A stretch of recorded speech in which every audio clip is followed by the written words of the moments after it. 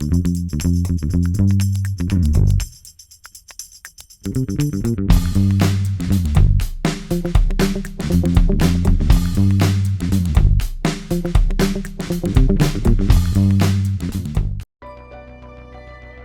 smartphone through the genius of Einstein. Chapter 7, The Musical Origins of General Relativity and Smartphones. Our premise is that we have a new civilization based on these smartphones. If Einstein were investigating nature today, he would start with what he finds inside your smartphone. Sitzfleisch is a word that's often used to describe Einstein.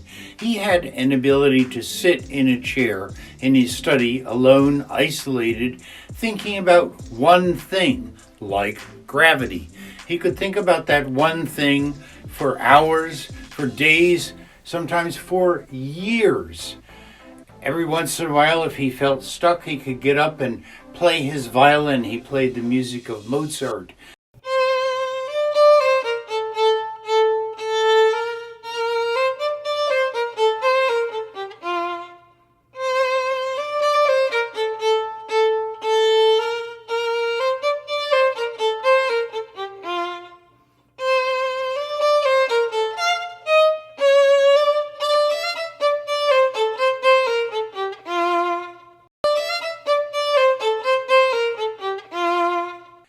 Since he said Mozart described the deepest harmonies of the universe, and that might give Einstein an insight.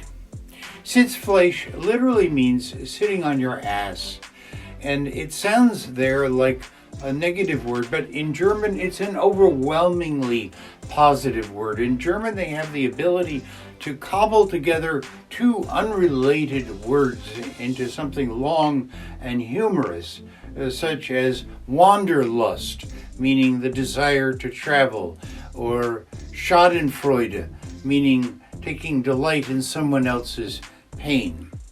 Sitzfleisch means sitting until you come to the bottom of things, figuring things out in a most productive way. It means going the course, endurance.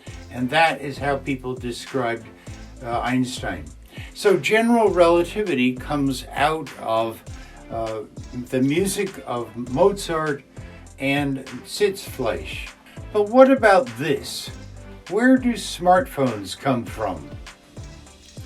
The smartphone also came out of Sitzfleisch and music, but in a more circuitous way.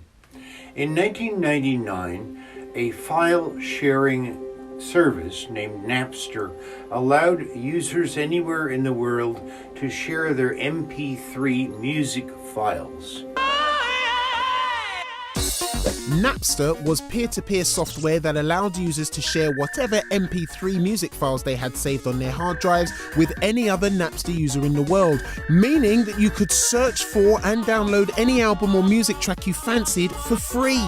When heavy metal behemoths Metallica discovered that their whole back catalogue was being shared with Napster users around the world and they weren't seeing a penny in royalties in return, they joined forces with other artists and filed a lawsuit against Napster for facilitating the illegal transfer of their copyrighted material. Music sharing, you see, is illegal. Napster lost the lawsuit and had to close in 2001. This crisis in the sharing of music led directly to the invention of an iPod, which in turn led to the iPhone. This transformed the way we listen to music, and it helped turn Apple into one of the most valuable companies in the world. Apple has sold more than 400 million iPods since launching them in 2001, and over 35 billion songs. This is an excellent rectangle! You could put a CD's worth of songs onto your iPod in 10 seconds. The music industry welcomed the iPod. Over the next couple of years, Apple upgraded the iPod and released more models at various price points, like the Mini, Shuffle, and Nano, which brought larger storage, better portability, and new features like video playback. iPod Touch was launched in 2007. On the left, you see the 2007 iPod, and on the right, You see, the first ever smartphone introduced in 2007. When Apple built the first ever smartphone, which they called the iPhone, they did so by adding telephone capabilities to an iPod. So the whole structure of an iPhone was built on the scaffolding of a pocket device that allowed you to download and play music, namely the iPod. In the year 2000, the music industry had to figure out how to adapt to the existence of personal computers. And so they sat down with Steve Jobs, and for 7 years they engaged in Sitzfleisch, pondering the mess. And eventually what they came up with was smartphones, which grew because of the need to download music into the computer in your pocket. So, if you want to know where general relativity and smartphones came from, you might sit on your butt and contemplate music. This is the end of the chapter on the musical origins of relativity and smartphones. If you liked it, please hit the like button, subscribe, and expect soon to see the next chapter in our playlist, which is called Zulu Time, which is the time on the face of your smartphone.